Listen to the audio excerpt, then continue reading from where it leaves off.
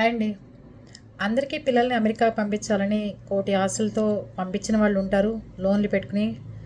అలాంటి వాళ్ళు పిల్లల్ని ఇదేంట్రా మనం వెళ్ళినప్పుడు ఇట్లాంటి పరిస్థితి వచ్చింది, మన కర్మ ఏంటి ఇట్లా అయిపోయింది అని బాధపడమాకండి, పిల్లల దగ్గర వ్యక్తపరచమాకండి. మా ఫ్రెండ్ వాళ్ళ బాబు కూడా అమెరికాకి వెళ్ళాడు. వెళ్ళిన తర్వాత వాడు డబ్బులు పాపం అక్కడ ఇప్పుడు జాబ్స్ చేయొద్దన్నారు కాబట్టి బయట డబ్బులు పంపించమని అడగకుండా పాపం ఫ్రెండ్స్ దగ్గరే ఉండి అడ్జస్ట్ అవుతున్నాడు.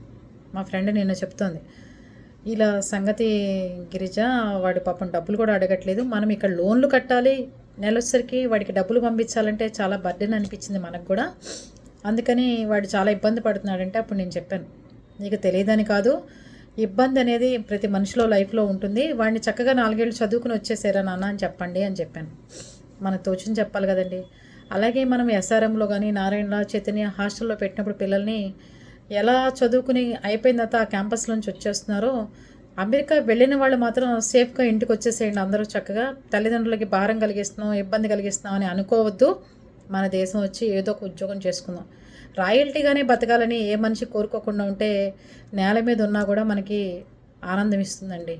ప్లీజ్ దయచేసి పిల్లలకి ఇక ముందు పంపించేవాళ్ళు చాలా ఆలోచించి, డబ్బున్న వాళ్ళైతే ఎలాగో పంపిస్తారు, మామూలుగా మనలాంటి మిడిల్ క్లాస్ వాళ్ళైతే ఆలోచించి పంపించండి.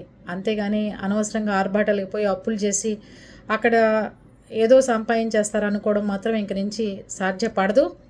అక్కడ పుట్టిన పిల్లలకు కూడా ఇంకా గ్రీన్ కార్డులు అలాంటివి రావు కాబట్టి ఆలోచనలు విరమించుకుంటే బాగుంటుంది. తల్లిదండ్రులు ఆశలు తగ్గించుకుని కొంచెం నేల మీద నిలబడి పిల్లల్ని భవిష్యత్తు గురించి ఆలోచిస్తారని చెప్తున్నాను మీ ఇంట్లో మనిషిగా. ఓకేనా?